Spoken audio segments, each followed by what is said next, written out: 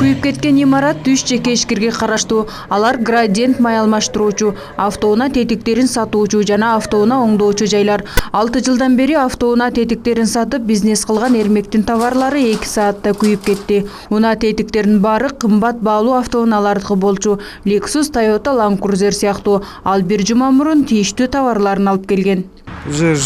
Бул товарлар Япониядан келген. Бул сумманы санаа элекпиз пока. Баарын санап атабыз, канча чыгым келгенин. Бизге возгорание жаныбыздагы май алмаштыруучу жайдан келди. Градиенттен. Биз жакта үйүбүздө эчтекени алып чыкканды деле успеть этпедик.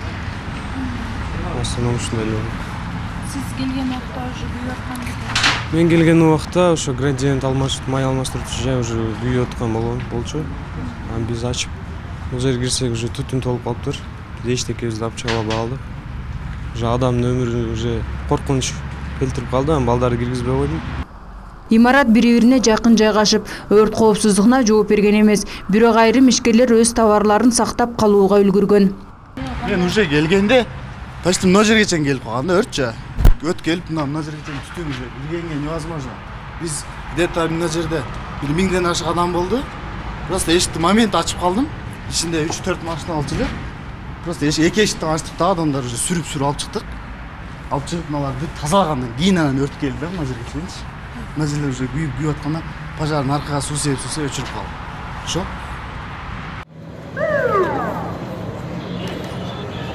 Өзгөчө Кырдаалдар министрлигинин маалыматында өрт түнкү саат 9 чамасында чыгып, аны өчүрүүгө 8 техника, өздүк курамда 41 куткаруучу тартылган.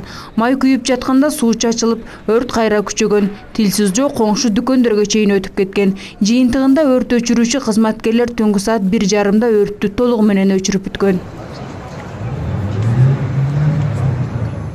Азыр бул өрттүн чыккан себеби бүгүнкү күндө такталып атат. Дагы маалымат беребиз неден чыккан боюнча. Эми биздин маалымат боюнча 3 адам, 3 хозяин экен. Көрдүңүздөр, ошо 3 хозяин өт коопсуздугун сактабагандан бири-бирине уланып салынган үчүн ушул жерде бири-бирине уланып өт күйүп кетти. Ошондо дагы эң акырындагы скалатты сактап калдык. Ошонун ичиндеги майларын, ошо тетиктерин хозяиндар чыгарып кетти. Тилсиз жоо эмнеден келип чыккандыгы азырынча белгисиз. Өрттүн кесепетинен келтирилген чыгым такталууда. Бактыга жараша эч ким жабыркаган жок. Иш кагаздарын жана эмнеден чыккандары боюнча өзгөчө Кырдаал министрлигинин өрткө каршы кызматы менен карап, териштирүү иштери жүрүп жатат азыркы убактача.